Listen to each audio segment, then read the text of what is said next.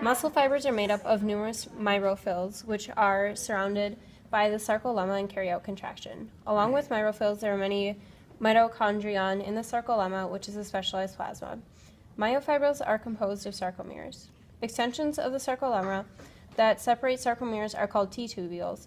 After action potential reaches the T-tubules, the sarcoplasmic reticulum, which covers sarcomeres, regulates calcium concentration. Thin filaments in sarcomeres are the actin, troponin, and trypomyosin, and the thick filaments are the myosin. The M line is the middle of the sarcomere.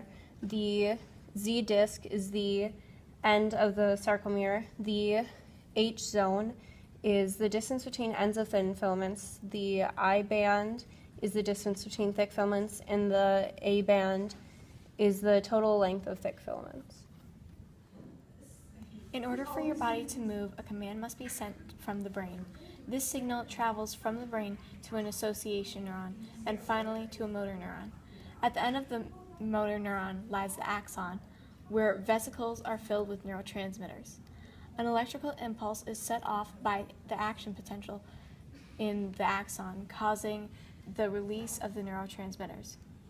Once they are released, they pass through the muscular junction and enter the sarcolemma of the microfibrils.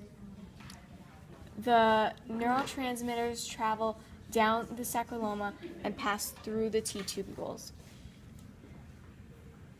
The neurotransmitters attach to a receptor which sends a signal to the sarcoplasmic reticulum to release the calcium which is being stored there.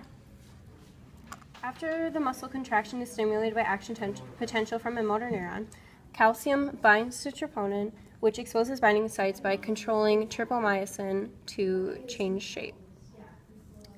Myosin heads bind to actin in the presence of ATP, forming a cross bridge, and the thin filaments move towards the M disc by sliding along the thick filaments. Myosin pulls actin strands, which is called the power stroke, and the sarcomere shortens, causing muscle contraction. The myosin then relaxes to low energy configuration but stays attached to actin.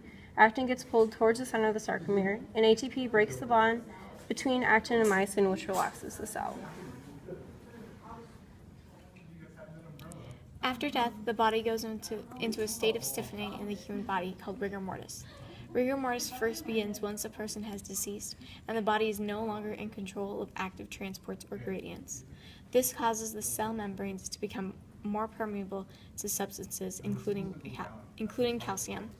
As calcium is released, it travels to the sarcomere and attaches to the troponin, causing it to shift, which then allows the trypomyosin to be exposed. Before death, the muscles are completely prepared to move at any moment, so the myosin heads are already in a high-energy configuration and ready to form a cross bridge.